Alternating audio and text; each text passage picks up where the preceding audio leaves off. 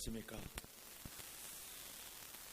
축복과 위로와 치유에 관한 설교를 들으면 은혜를 받았다, 이런 설교는 좋은 설교다, 이렇게 생각하는 사람들이 많습니다. 그래서 설교자들은 특별히 강의 설교를 하지 아니하고 제목 설교를 하시는 이런 목회자들은 청중들이 듣고 싶어하는 이런 설교들을 하기 위하여서 그런 본문들을 선택하기도 합니다. 그래서 설교는 먼저 재밌어야 되고, 그리고 우리에게 부담을 주지 않아야 되고, 또 설교 시간에 한두 번 정도 웃는 그러한 일들이 있어야 되고, 특별히 설교를 들을 때에 나의 지금 현재의 삶 가운데 어떤 갈등이나 어떤 거룩한 부담을 주지 아니하고 오히려 나의 삶에 합리화를 시켜주는 그러한 설교, 이런 설교, 내가 듣기를 원하는 꽃노래를 불러주는 그런 설교를 좋은 설교라 생각해서 이런 설교만 듣기를 원한다면 우리의 신앙은 절대로 성장할 수 없습니다. 내가 듣고 싶어하는 설교가 아니라 내가 들어야만 하는 설교, 이런 설교들은 어떠냐면은 비록 내 귀에 거슬린다 하더라도 또 이 설교를 통하여서 내 양심의 가책을 느끼고 회개와 눈물이 나고 또 내 삶의 궤도를 바꾸어야 되는, 그래서 죄와 회개에 대해서 하나님의 진노에 대해서 심지어 지옥에 관한 그런 말씀을 우리는 반드시 들어야 합니다. 오늘 설교 제목은 하나님의 진노입니다. 18절 오늘 본문 처음 시작하는 말이 하나님의 진노가, 하나님의 진노, 하나님의 진노라는 이 설교 제목을 여러분 처음 볼 때에 어떻게 보면은 가장 재미없고 가장 인기가 없고 듣고 싶지 않은 그런 설교일 수 있습니다. 그런데 이런 하나님의 심판에 대해, 하나님의 진노에 관한 설교를 듣기를 가장 싫어하는 사람이 누굴 것 같아요? 하나님의 진노를 받을 수밖에 없는 그런 사람들이에요. 우리 앞에 화면에 그림 하나 보십시오. 2008년도 우리 다 기억하는데요, 10월 달부터 런던 버스의 광고입니다. 그 광고를 우리가 잊지 못하는데요, 옥스퍼드 대학교의 리차드 홉킨스, 이 사람이 쓴 책 God, the God Delusion, 영어로 번역하면은 신이라는 망상, 근데 우리나라에서는 만들어진 신, 이 책에 영향을 받은 무신론자들 그리고 인본주의자들이, 그 단체가 런던 버스에 저런 광고를 냈었어요. 신은 아마도 없을 것이다, 이제 걱정하지 말고 인생을 즐겨라, 이런 광고를 내었습니다. 사람들이 죄를 범하면서 자기 인생을 멋대로 한번 즐기고 싶은데 꺼림칙한 게 있는 거예요. 조금 두려움이 있는 거예요. 그게 무엇이냐면은 만약에 하나님이 계신다면, 지옥이 있다면은, 하나님의 심판이 있다면은, 그럼 나는 어떻게 될 것인가? 그러한 두려움, 그런 것들이 있는데 하나님도 존재하지 아니하고 심판도 없고 지옥도 없다, 자기 확신, 자기 신념, 자기 체면을 걸어서 하나님에 관한 생각을 다 지워버리도록 만들어서, 그래서 인간을 자기 멋대로 인생을 즐기자, 그렇게 광고를 내니까 사람들이 그 광고에 감동을 받는 그러한 일들이 있었습니다. 로마서 1장 32절, 우리 다음번에 살펴볼 내용인데요, 1장 32절 하반절 한번 보십시오. 1장 32절 하반절 보시면은 자기들만 행할 뿐 아니라 또한 그 일을 행하는 자를 옳다 하느니라. 자기만 죄를 범하는 것이 아니라 그런 죄를 범하는 사람들이 옳다, 괜찮다. 그래서 다른 사람들도 죄를 짓도록 만들어서 죄의 보편성, 죄의 일반성.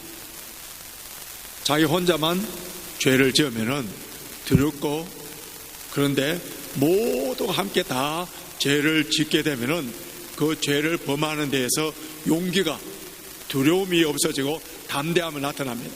우리 한국에 중학생들이 수학여행 갔을 때 한두 명이 어느 가게에 들어가서 물건을 훔치는데 많은 학생들이 같이 물건을 훔치니까 다들 대범하게 그 가게에 있는 물건들을 거의 다 훔쳐가더라는 거예요.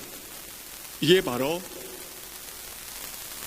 다수 속에 범하는 죄에 대해서 무감각, 죄의 일반성, 죄의 보편성, 그거를 노려서 죄를 범하면서도 자기 위로를 받고자 하는 악한 마음을 가진 사람들의 죄성이에요. 하나님의 진노가 없기를 바라는 이 무신론자들, 인본주의자들, 이런 사람들 뿐만 아니라 오늘날 교회 안에서도 대충 교양적으로 종교인이 되어서 교회 왔다 갔다 하는 이런 사람들에게도 하나님의 진노가 없기를 굉장히 바라는 거예요.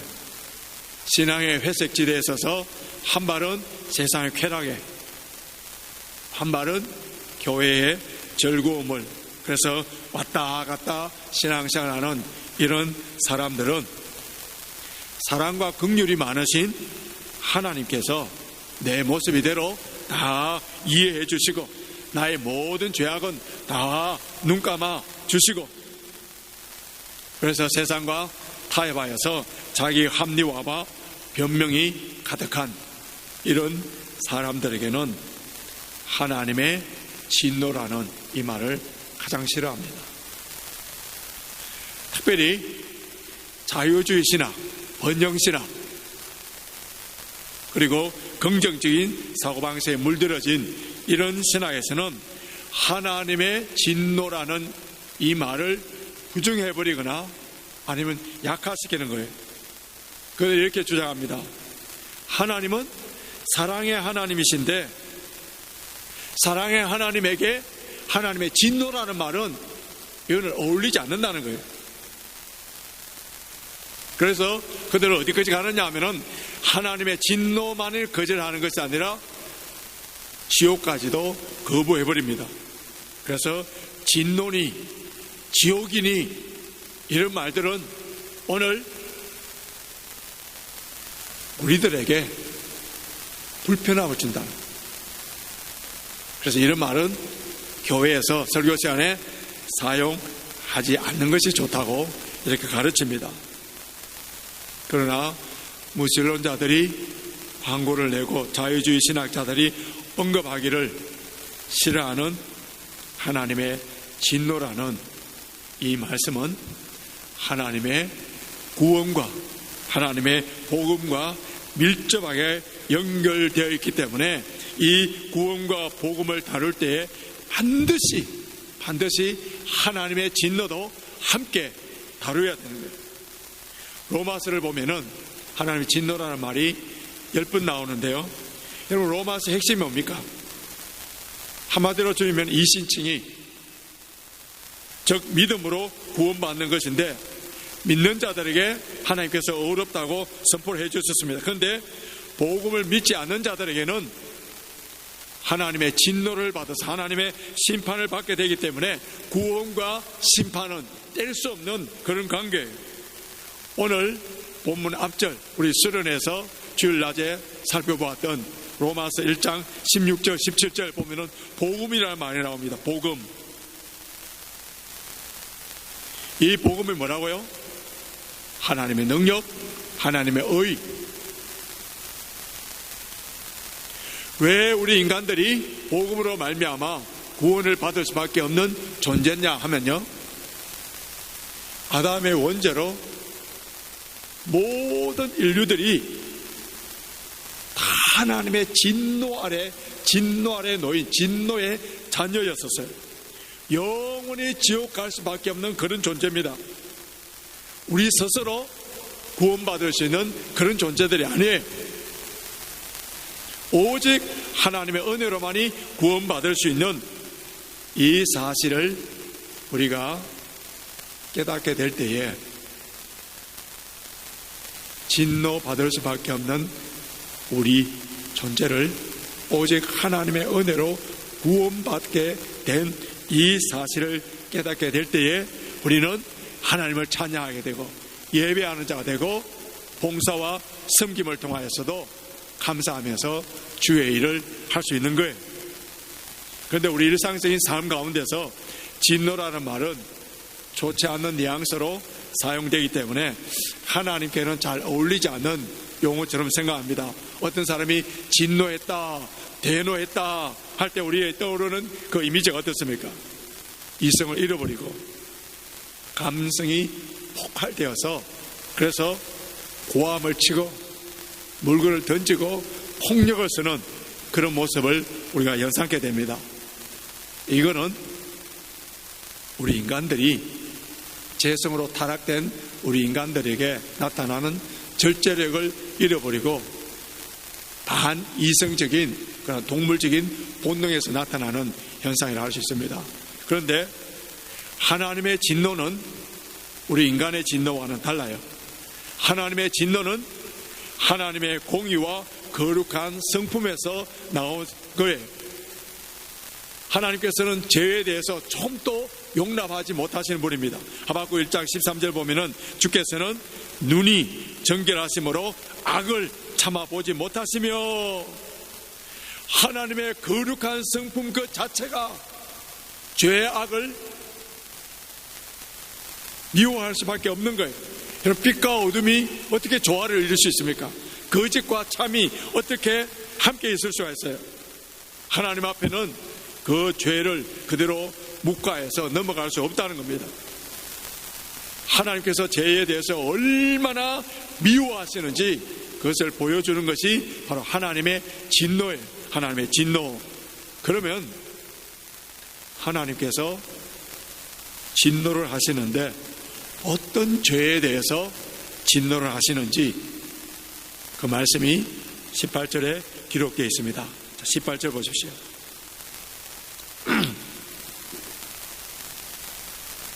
오늘은 우리 18절 중심으로 말씀을 함께 묵상하기를 원합니다. 18절 다시 한번 읽겠습니다. 한 목소리로 같이 읽습니다. 시작. 하나님의 진노가 불의로 진리를 막는 사람들의 모든 경건치 않은 불의에 대하여 하늘로 쫓아나니, 두 종류의 죄악이 언급되어 있는, 첫째는 경건치 않음, 둘째는 불의예요. 경건치 않은 사람들에게서 나타나는 인간의 모든 행동이 불의입니다.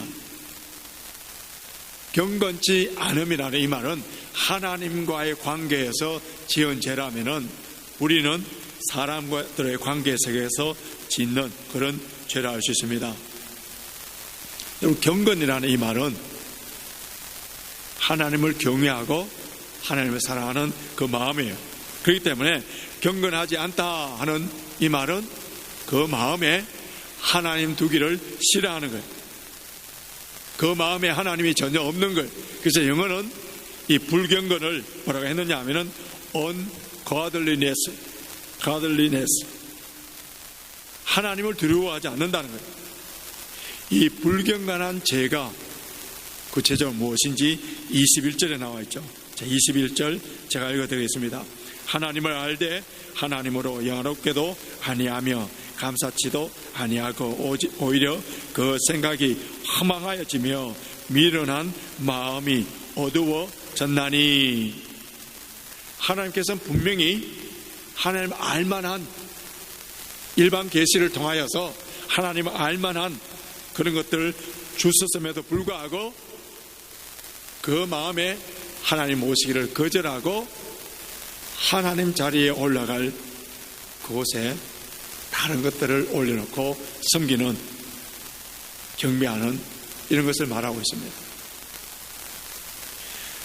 불신자들은 하나님과의 아무 관계없는 그런 삶을 살기 때문에 하나님을 두려워하고 있지 않는 것은 우리가 이해를 할 수 있습니다만, 그러나 교회를 다니는 사람들 가운데에서도 존재론적으로는 하나님을 인정하지만은 실천론적으로 삶을 통해서는 하나님을 인정하지 아니하는 그러한 사람들이 많아요. 디도서 2장 16절 보면은 저희가 하나님을 시인하나 행동으로는 부인하니 가증한 자여 복종치 아니하는 자여 모든 선한 일을 버리는 자니라. 자, 이런 사람을 실천론적인 무신론자라 할 수 있습니다. 양심으로 신앙적으로 끊임없이 선한 일을 하도록 우리에게 재촉을 합니다. 자극합니다. 그러나 자기의 강한 의지, 고집, 교만, 죄로 물들어진 오염된 그 양심으로 악한 일들을 선택하는 거예요. 이런 일을 하면은 하나님이 싫어하시는 걸 뻔히 아는 거예요. 이런 일을 하면은 교회 공동체가 깨어지는 걸 아는 거예요. 이런 일을 하면은 하나님께 책망을 받을 것을 알면서도 눈을 감고 양심을 마비시켜서 그런 일들을 하는 겁니다. 자기 정욕대로 자기 멋대로 살고자 하는 이러한 삶에 아무도 제재하지 못하도록 만듭니다. 왜 그렇습니까? 하나님에 대한 두려움이 없기 때문에. 하나님에 대한 두려움이 없기 때문에 그렇습니다. 잠언 8장 13절 보시면은 하나님을 경외하는 것은 악을 미워하는 것이라. 하나님을 경외하는 것은 악을 미워하는 것이라. 하나님을 경외하는 자는 하나님이 싫어하는 것을 하지 않는다는 거예요. 하나님을 경외하는 자는 하나님이 좋아하시는 것, 기뻐하시는 것, 이것을 한다는 거예요. 하나님을 경외하는 자는 나의 엄밀한 내 생각, 내 마음까지도 다 감찰하시는 하나님 앞에 깨끗하게 살려고 하는 그런 사람이에요. 마태복음 10장 26절에서 28절 보시면은 감추인 것이 드러나지 않을 것이 없고 숨은 것이 알려지지 않은 것이 없느니라. 내가 너희에게 어두운 데서 이러는 것을 광명한 데서 말하며 너희가 기성말로 듣는 것을 지부에서 전파하라. 몸은 죽여도 영혼은 능히 죽이지 못하는 자를 두려워하지 말고 몸과 영혼을 능히 지옥에 멸할 수 있는 일을 두려워하라. 이 말씀 무슨 말씀이에요? 불꽃 같은 눈동자로 모든 것을 다 감찰하시는 하나님 앞에 어떤 죄도 숨길 수 없다는 거예요. 나의 생각, 나의 동기, 나의 목적, 남들이 보지 아니하는 가운데에 행하는 나의 모든 행동을 다 감찰하시는 하나님 앞에 한 점 부끄러움이 없는 삶을 사는 그것이 경건이라는 거예요. 경건. 이것이 바로 하나님을 경외하는 자의 삶이라는 거예요. 우리는 다 복을 받기를 좋아합니다. 복이 뭐예요? 누가 복 받을 수 있는 사람입니까? 우리는 복을 받기는 원하지만은 먼저 내가 복을 받을 수 있는 사람이 돼야 됩니다. 그 복을 받을 수 있는 사람이 누구인지 시편 1편 1절 2절 우리가 다 암송하는 구절이지 않습니까? 자, 시편 1편 1편 1절에서 2절까지 암송하시는 분들 우리 함께 한번 암송해 보겠습니다. 복 있는 사람은 악인의 꾀를 쫓지 아니하고 죄인의 길에 서지 아니하고 오만한 자의 자리에 앉지 아니하고 오직 여호와의 율법을 즐거워하여 그 율법을 주의하러 묵상하는 자로다. 여러분, 복 있는 사람이 누구라고요? 하나님과의 깊은 교제, 하나님과 친밀함, 하나님을 경외함으로 말미암아 누구를 다 배척해버린다고요? 죄인, 오만한 자, 악인들, 이런 사람들과 교제하지 않는, 사귀지 않는다는 것. 그 사람이 어떠한가를 알려고 하면은 지금 사귀고 있는 친구를 보라는 말이 있지 않습니까? 내 친구가 거룩하고 내 친구가 저 아름다운 삶을 사는 그런 사람들은 그런 유효상정으로 그렇게 함께 어울리는 거예요. 웨스트민스터 소요리 문답의 첫 번째 질문은 사람의 제일 되는 목적이 무엇입니까? 그의 답은 하나님을 영화롭게 하는 것과 그를 영원토록 즐거워하는 것이다 되어 있습니다. 여러분, 인간의 목적, 하나님께서 인간을 창조하신 그 목적이 무엇이냐 하면은 나를 기쁘게 하고 나를 행복하게 하는 게 아니에요. 하나님을 기쁘게 하는 것, 하나님을 사랑하는 것, 하나님과 나와의 올바른 관계를 바로 맺고 있을 때에, 그때에 비로소 우리 인간은 참된 행복과 기쁨을, 만족을 누리는 그런 존재로 창조된 거예요. 그래서 하나님을 영화롭게 하고 하나님을 기쁘시게 하는 그러한 삶이 가장 보람있고 의미있고 가치 있는 삶이라는 거예요. 그런데 하나님을 떠나서 자기 마음대로 죄를 범하고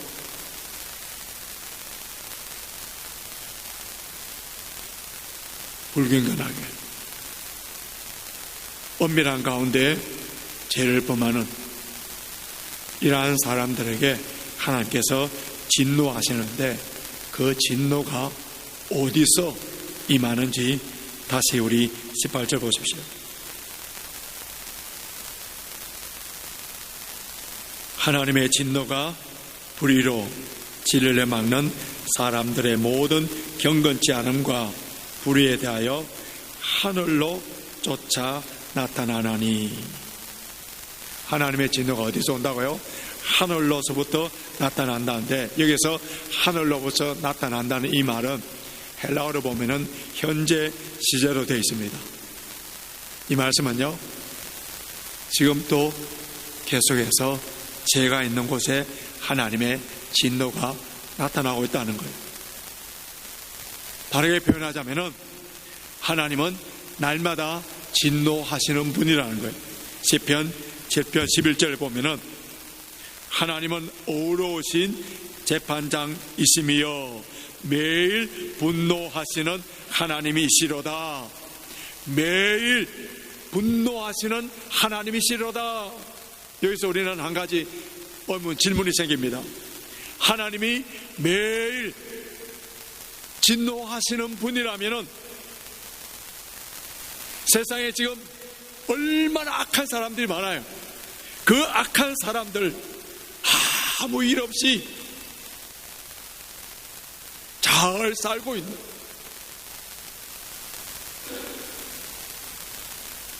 이거 어떻게 해석해야 돼요?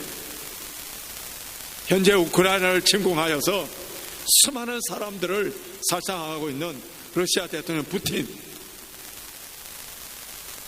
지난주에 미국 텍사스 남부의 한 초등학교에 18세 셀보도 라모스가 총을 들고 난사라해서 21명이나 그 어린아이들 죽인 이 살인마, 이런 악한 존재들은 이런 악을 범하기 전에 하나님께서 진노하심으로 말미암아 그들에게 벌을 주시고 심판해버리시면 되는데 왜 하나님은 가만히 보고 계시는지. 기독교 역사상 수많은 그리스도인들이 믿음을 지키고 진리를 지키는 것 때문에 순교를 당하실 때 도대체 하나님은 어디 계셨는지, 그 악한 사람들에게 당장 하늘에서 불이 내려서 심판을 해버리시면은, 그러면 우리가 10편 7편 11절에 매일 죄에 대해서 분노하시는 하나님에 대해서 잘 이해할 수 있을 텐데, 오히려 악인들은 하나님 어디 계시느냐, 내가 이렇게 악을 범하고 나쁜 짓을 하더라도 잘 살고 있지 않느냐 하면서 하나님을 조롱하고 우리 그리스도인들 바보 취급하는 이러한 모습을 보면서 도대체 하나님의 진노가 무엇인지 궁금해집니다. 하나님의 진노를 표현할 때 헬라어로 두 종류의 단어가 있는데, 한 종류는요 티모스라는 단어가 있습니다. 이 티모스는요 즉각적인 심판입니다. 성경에서 보면은 즉각적인 심판을 받은 예들이 있습니다. 하나님께서 세워주신 모세, 그 리더십, 그 권위에 도전했던 고라와 그의 후손들이 땅이 갈라져서 그 밑에 떨어짐으로 적절적인 심판을 받습니다. 신약에 와서는 초대 예루살렘 교회 성령을 속이고 교회를 속이고 헌금을 했던 그 아나니아와 삽비라가 그날 당장 심판을 받아서 죽는 즉각적인 심판을 받는 것을 보게 됩니다. 그런데 오늘 로마서 이 본문에 하나님의 진노라는 이 단어는 티모스라는 단어를 쓰지 아니하고 오르게라는 단어를 썼는데, 이 오르게라는 단어는 하나님의 진노인데 이 단어는 서서히 익는다, 또 호수에 물이 들어가서 서서히 가득 채워진다, 그런 의미예요. 그렇기 때문에 이 하나님의 진노는 즉각적인 심판이 아니라 끝까지 보류하시는 그런 것을 의미합니다. 그러니까 사람들 어떻게 합니까? 전도서 8장 11절 보면은 악한 일의 징벌이 속히 실행되지 않으므로 인생들이 악을 행하기에 마음에 담대하도다. 왜 하나님이 참으십니까? 왜 하나님께서 기다리십니까? 한 영혼이라도 우리 믿는 성도들을 통하여서 구원받아서 돌아오도록 끝까지 기다리고 계신, 오래 참으시는 하나님. 그런데 회개하지 아니하고 하나님께로 돌아오지 않는다면 결국은 심판을 받게 됩니다. 불의로 진리를 막는, 경건하지 않는 사람, 그리고 불의에 대한 이러한 사람에 대한 하나님의 진노가 무엇인지 우리 다음번에 살펴볼 내용입니다만은 우리 본문을 한번 보십시오. 오늘 24절 한번 보십시오. 24절, 1장 24절. 그러므로 하나님께서 저희를 마음의 정욕대로 더러움에 내어버리두사 주천하세요. 우리 26절 보십시오. 이를 인하여 하나님께서 저희를 부끄러운 욕심에 내어버려 두셨으니, 주천하십시오. 내어버려 두셨으니. 28절. 또한 저희가 마음에 하나님 두기를 싫어하며 하나님께서 저희를 그 상실한 마음대로 내어버려 두사 주천하십시오. 세 번이나 반복해서 나오는 말씀이 뭐라고요? 내어버려 두셨다. 내어버려 둔다는 이 말을 신학적인 용어로 유기라고 합니다. 유기. 우리가 유기라는 말이 요즘 많이 써요. 유기견. 주인이 그 개를 내버려 두면은 보호소에서 가두어 두어서, 옛날에는 열흘인데 조금 늘어서 이제는 15일, 어떤 날은 20일까지 새로운 주인이 나타나지 아니하면은 그 주인이 버린 개이기 때문에 안락사시켜 버립니다. 그래서 소위 개죽음을 당하는 거죠. 내버려둠. 하나님의 진노, 하나님의 심판에는 어떤 사람이 나는 이렇게 죄를 범하고 하나님을 조롱하고 그리스도인들 교회를 이렇게 핍박해도 뭐든지 형통하고 잘 되더라, 여러분, 이것이 뭐라고요? 하나님의 진노예요. 유기예요. 사랑의 반대말이 미움이 아닙니다. 무관심이에요. 우리 부모님들이 자녀들을 사랑하기 때문에 채찍을 대고 잔소리를 하는 거예요. 부부관계도 마찬가지입니다. 사랑하기 때문에 간섭하는 거예요. 때로는 싸우고 아픔도 있는 거예요. 오늘 아침에 혹시 부부 싸움하신 그런 부부들이 있습니까? 너무 낙심하지 마십시오. 이런 싸움도 일종의 사랑의 표현이에요. 만약에 부부가 사랑하지 아니하면요, 그냥 내버려 두는 거예요. 아무리 바람을 피우고 아무리 다른 나쁜 짓을 한다 하더라도 그냥 무관심하고 대화도 안 하고 내버려 두는 것, 이게 뭐라고요? 미움보다 더 무서운 진노예요. 사랑하기 때문에 잔소리하고 싸우고 간섭하고 그런 거예요. 사랑의 하나님께서 죄인들을 버려두셨다. 이것이 뭐라고요? 하나님의 진노예요. 그 자체가 바로 심판입니다. 그렇기 때문에 불신자들이 세상에서 돈 많이 벌고 권력을 가지고 잘 살고 있는 거 절대로 부러워하지 마십시오. 이거 부러워해서 내 신앙생활에 주눅이 들고 흔들리고 그래서는 절대로 안 되는 거예요. 그런데 우리 성도들 어떻습니까? 말씀대로 진리대로 주의 몸된 교회를 위하여서, 하나님 나라를 위하여서 성실하게 말씀대로 순종해 나가는데 조금이라도 죄를 범한다면은, 조금이라도 나쁜 생각을 가진다면은 하나님이 가차없이 채찍을 대시는. 그런데 왜 하나님께서 사랑하는 자에게 채찍을 대십니까? 잠언 3장 12절을 보면은 대저 여호와께서 그 사랑하는 자를 징계하시기를 마치 아비가 그 기뻐하는 아들을 징계함 같이 하시느니라. 왜 하나님이 우리를 징계하신다고요? 너무너무 사랑하기 때문에, 너무너무 사랑하기 때문에. 우리가 죄를 지었을 때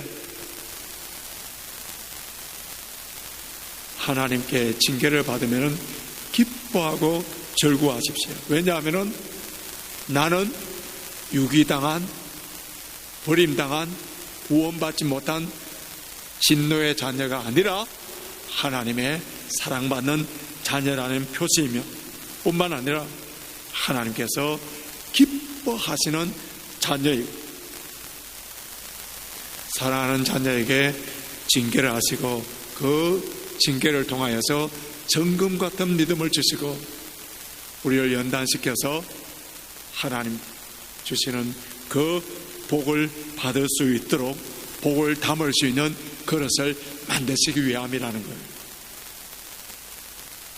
그래서 불신자들이 당하는 진노와 하나님의 자녀들이 당하는 징계는 다른 거예요. 말씀을 정리해 보겠습니다. 계속하여서 반복적으로 습관적으로 죄를 범하는데도 아무런 하나님의 채찍과 징계가 없는 그런 진노의 자녀로 내버려 두시지 아니하시고 예수 그리스도의 십자가의 보혈로 자녀로 삼아주셔서 오늘도 이렇게 주일날 예배를 드리고 하나님의 진노에 관한 그런 말씀을 들을 수 있도록 인도하신 그 모든 것은 오늘 우리 중창팀에서 찬양했던 것처럼 오직 하나님의 은혜, 오직 하나님의 은혜, 이 하나님의 은혜에 감사하며 그 은혜에 무엇으로 보답할까 하며 사는 삶이 뭐라고요? 경건한 하나님을 경외하는 삶이에요. 이 하나님의 경외하는 삶은 죄를 철저하게 미워하는 거예요. 왜냐하면 하나님께서 싫어하시기 때문에. 하나님께서 싫어하시기 때문에 나도 내가 사랑하시는 하나님이 싫어하기 때문에 나도 싫어하는 거, 너무나도 당연한 거죠. 너무나 당연하지 않습니까? 이미 하나님의 진노 아래 있는 불신자들의 형통함을 절대로 부러워하지 마시고요, 날마다 경건하고 거룩한 삶을 통하여서 하나님과 친밀해지는 것, 하나님의 마음을 더 깨달아 알 수 있고,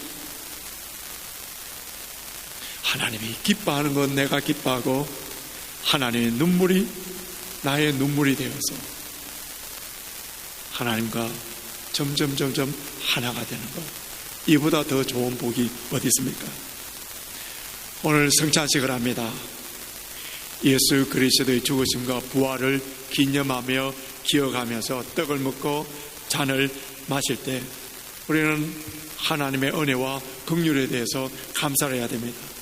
아담의 원죄와 우리가 매일매일 범하는 이 죄로 말미암아 하나님의 진노를 받아서 심판을 받을 수밖에 없는 그런 존재인데, 내 대신에 우리 주 예수 그리스도께서 하나님의 모든 진노를 다 받으시고 십자가에 돌아가 주셨기 때문에 누구든지 예수 그리스도를 믿는 자들은 하나님의 진노, 하나님의 정죄함이 없는 거예요.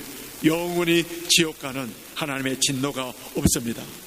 이 성찬식을 통하여서 우리는 다시 한번 하나님의 사랑을 확인해야 됩니다.